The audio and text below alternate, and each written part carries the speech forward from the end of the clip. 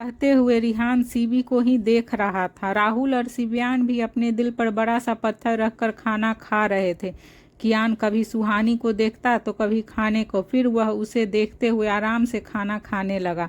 जब उन तीनों ने कियान को इतनी आराम से बिना मुंह बनाए खाना खाते हुए देखा तो तीनों का मुंह शौक में खुला का खुला रह गया। जिस खाने को खाने में उन्हें इतनी प्रॉब्लम हो रही थी, वही खाना कियान ऐसे खा रहा था जैसे वह खाना दुनिया का सबसे अच्छा खाना हो। वह खाना खाकर उठा और जाने से पहले उसने चारों को देखा और फिर सुहानी पर नजरें गड़ाए हुए कहा, सारा खाना खत्म हो गया है तो तुम लोग अपने लिए खाना बाहर से ऑर्डर कर लो। सीवी ने स्माइल करते हुए जल्दी से कहा, भाई ऑलरेडी हमने अपने लिए पिज़्ज़ा ऑर्डर कर दिया है। गुड, कियान ने कहा और अपने रूम में चला गया। सिव्यान ने मुंह बनाते हुए खुद से कहा, खुद के लिए पिज़्ज़ा और हमारे लिए यह जहर जैसा खाना, सही बात है बहन। वे तीनों कभी कियान को देख तो कभी उन चारों को देख रहे थे जिन्होंने खाने के नाम पर आज उन्हें जहर खिलाया था। फिर सिव्यान ने सोचते हुए कहा, क्या भाई को खाना इतना अच्छा लगा? राहुल ने कहा, हो ही नहीं सकता। तभी रिहान ने कहा, यह तो अब वही बता सकते हैं कि उन्होंने इस खाने को इतनी आसानी से कैसे खा लिया। फिर तीनों उठे और कियान के पीछे पीछे चले गए। कियान अपने रूम के बाहर ही रुक गया। उसने अपने पीछे किसी की प्रेजेंस फील हो रही थी। फिर उसने पीछे पलटकर देखा तो सिव्यान और राहुल जस्ट उनके पीछे ही खड़े थे और रिहान उससे कुछ दूरी पर खड़ा उन्हें ही देख रहा था। कियान ने अपनी आईब्रो उठाते हुए उनसे उनके पीछे आने की वजह पूछी तो सिव्यान ने आगे आते हुए कहा, भाई सच्ची सच्ची बताना, आपको खाना कैसा लगा था? उसने एक वर्ड में आंसर किया, बहुत अच्छा। जिस पर राहुल ने चौंकते हुए कहा, पर वह खाना आपको कैसे अच्छा लग सकता है? कियान ने अपने ट्राउज़र की जेब में दोनों हाथ रखे और उसे देखते हुए कहा, क्योंकि वो खाना मेरी वाइफ और मेरी बहनों ने बहुत प्यार और मेहनत से बनाया था। जो काम उन्हें नहीं आता फिर भी उन्होंने वह काम हमारे लिए किया, तो खाना कैसे अच्छा नहीं बनता। तुम लोगों ने खाने का टेस्ट देखा पर उनके हार्ड वर्क को नहीं देखा। अगर उनके प्यार और मेहनत को तुम लोगों ने इग्नोर नहीं किया होता और तुम सब भी उनके चेहरे की स्माइल देखकर खाना खाते तो तुम्हें भी वो खाना उतना ही अच्छा लगता जितना कि मुझे लगा। सिव्यान ने कियान की इतनी इमोशनल बातें सुनकर उसे थम्स अप दिखाया और गुड नाइट बोलकर चला गया। उन्होंने जाते हुए खुद से कहा, भाई आप तो कमाल हो। यह कहते हुए वह अपने रूम में चला गया। उधर वे चारों मज़े से हॉल में बैठी पिज़्ज़ा खा रही थी और बातें किए जा रही थी कि तभी सीवी ने कहा, हमने टेस्ट ही नहीं किया कि हमारा खाना कैसा बना था। आंसू ने उसका साथ देते हुए कहा, हाँ एक बार तो हमें भी थोड़ा सा खाना टेस्ट के लिए रखना चाहिए था। सुहानी ने सोफे पर से उठते हुए कहा, तो चलो फिर अभी टेस्ट करके देख आते हैं। तभी स्वाति ने मुंह बनाते हुए कहा, पर खाना तो खत्म हो गया है ना। सुहानी ने उसकी बात का जवाब देते हुए कहा, खाना बचा तो नहीं है पर थोड़ा सा है टेस्ट करने के लिए। यह कहते हुए वह किचन की तरफ जाने लगी तो उसके पीछे वे तीनों भी चली गई। चारों ने अपने हाथ में एक एक स्पून लिया और खाना टेस्ट करने लगी। जैसे ही उन्होंने खाने को चाखा तो उसी टाइम उन्होंने ऐसा लगा कि वह अभी ही वॉमिटिंग कर देगी। जल्दी से बेसिन में खाना थूक कर उन्होंने पानी पिया और एक दूसरे की शक्ल देखने लगी। फिर स्वाति ने मुंह बनाकर कहा, उन लोगों ने इस खाने को कैसे खाया होगा? आंसू ने कहा, न नमक का पता है न मिर्च का। सीवी ने कहा, इससे अच्छा तो हॉस्पिटल का खाना होता है। फिर सुहानी ने सोचते हुए कहा, अच्छा है ना उन लोगों ने केक नहीं खाया। जब खाना ऐसा था तो न जाने केक कैसा होगा। उन चारों को अब एहसास हो रहा था कि कैसे उन्होंने खाने के नाम पर बेचारे कियान, रिहान, राहुल और सिव्यान को पता नहीं क्या खिला दिया था। सुहानी यही सब सोच रही थी। फिर सोचते हुए उसके कदम अपने रूम की तरफ बढ़ गए। वह ऊपर आई और अपने कमरे में चली गई। कियान रूम में बेड के पास खड़ा अपने हाथ में पकड़ी फाइल को पढ़ रहा था कि तभी सुहानी अपनी ही धुन में चलते हुए उसके पास आई और उसका सिर कियान की पीठ से टकरा गया। टकराते ही उसके मुंह से निकला आउच। यह कहते हुए उसने एक हाथ अपने सिर पर रखा और अपना सिर सहलाने लगी। कियान ने उसे मुड़कर देखा और सिर हिला दिया।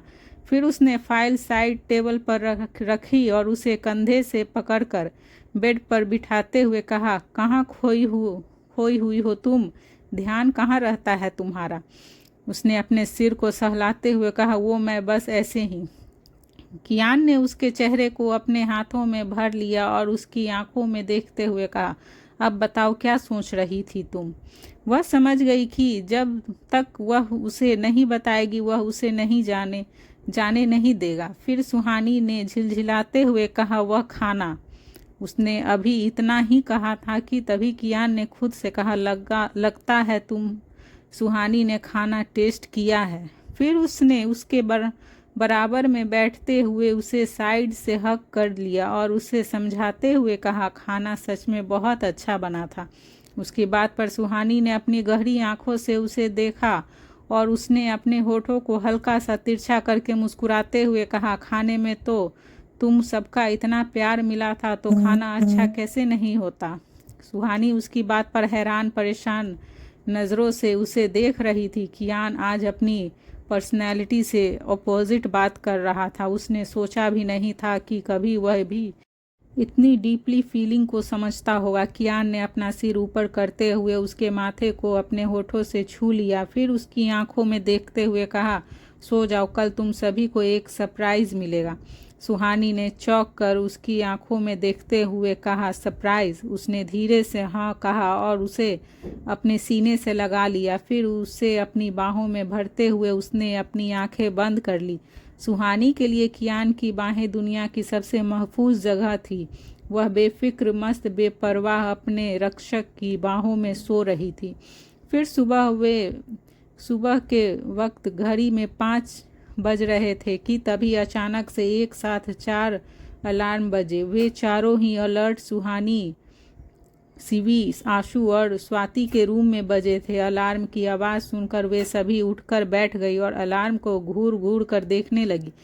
बहुत याद करने पर भी उन्हें यह याद नहीं आ रहा था कि उन्होंने यह अलार्म कब सेट किया था। फिर वे सभी अपने अलार्म को बंद करके उबासी लेते हुए अंगड़ाई लेने लगी। तभी उनकी नज़रें सामने वॉल पर लगे नोट पर गई। नोट में लिखा था, 10 मिनट में रेडी होकर नीचे हॉल में आओ। शिवी ने अपना चश्मा ठीक करते हुए उन नोट को पढ़ा और मुंह बनाते हुए खुद से कहा, अब यह क्या है? उधर सुहानी ने भी नोट पढ़कर सोचते हुए खुद से कहा, इन्होंने अब कौन सा न्यू रूल बना दिया? वहीं स्वाति और आशु ने भी खुद से कहा, इतनी सुबह अब क्या होने वाला है? वे सभी आलसाई हुई लड़कियां आधी नींद में उठकर बाथरूम में चली गई। थोड़ी देर बाद हॉल में कियान सोफे पर बैठा था और रिहान उसके पास ही साइड में खड़ा था। दोनों ने ही ट्राउज़र और टी शर्ट पहनी हुई थी और उन दोनों के सामने वे चारों लड़कियां खड़ी थी जिनकी आंखों में अभी भी नींद थी। शिवी ने रुआसी आवाज़ में कहा, भाई आपने इतनी सुबह सुबह हमें यहाँ क्यों बुलाया? उसकी बात पर कियान ने कहा, ट्रेनिंग के लिए। तभी सुहानी ने अलसाई आवाज़ में कहा, ट्रेनिंग? किस चीज़ की ट्रेनिंग? यह कहने के अगले पल ही उसने कल रात की बात याद आई और उसने सोचते हुए कहा, कल इन्होंने सरप्राइज़ की बात की थी, कहीं यही तो वह सरप्राइज़ नहीं है? यह सोचते ही उसकी आंखें बड़ी हो गई। तभी कियान ने आगे कहा, सेल्फ डिफेंस की।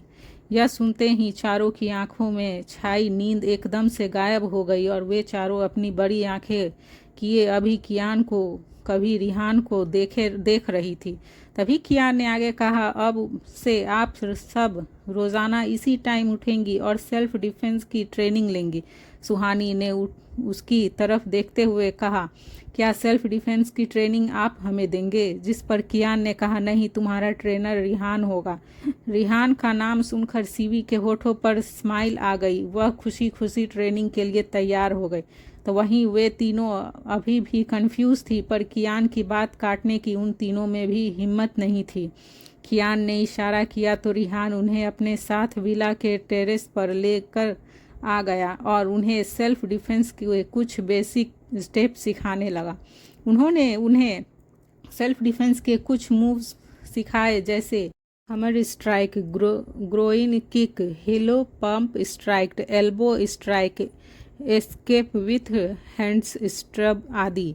जब रिहान ने उन्हें बेसिक समझाया तो वे उसे ऐसे देख रही थी जैसे वे सब उसके सिर के ऊपर से जा रहा हो। सुहानी ने मुंह बनाकर खुद से कहा, यह कितना बोरिंग है, मैं कैसे सीखूंगी इन्हें। तो वहीं सीवी ने भी खुद से कहा, इससे ज़्यादा इजी तो मुझे खाना बनाना लगा था। स्वाति ने भी रिहान को देखकर खुद से कहा, मेरे बस में नहीं है यह सब सीखना, इन्हें तो मैं मना भी नहीं कर सकती। इस सबसे अच्छा तो हमारा पेपर स्प्रे होता है, एक बार स्प्रे करने पर बंदा आधे घंटे के लिए अंधा हो जाता है। यह कहते हुए उसने मुंह बनाया। तभी आशु ने भी खुद से कहा, मुझे एक बात समझ नहीं आ रही है कि इतने सारे गार्ड के रहते हुए हमें क्या ज़रूरत है यह सब सीखने की।